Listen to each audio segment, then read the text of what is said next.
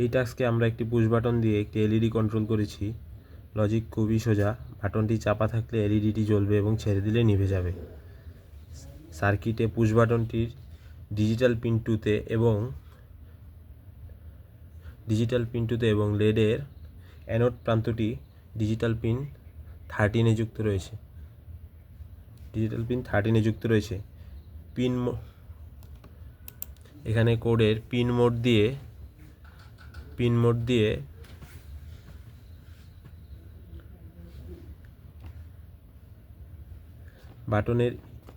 বাটনকে input ও এলইডিকে output হিসাবে set করা হয়েছে।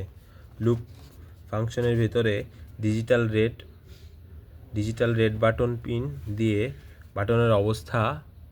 বাটনের অবস্থা পড়া হচ্ছে এবং বাটনের স্টেট যখন হাই হয় তখন ডিজিটাল রেড পিন হাই দিয়ে এলইডিকে অন করা হচ্ছে এবং যদি লো হয় তখন এলইডি অফ করা হচ্ছে।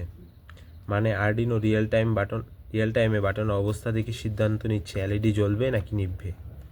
এখন ড্রোনের ক্ষেত্রে এর ব্যবহার হলো ড্রোনে ম্যানুয়াল ইমার্জেন্সি কাট অফ বা টেক অফ অনুমতি বাটন হিসেবে ব্যবহার করা যাবে।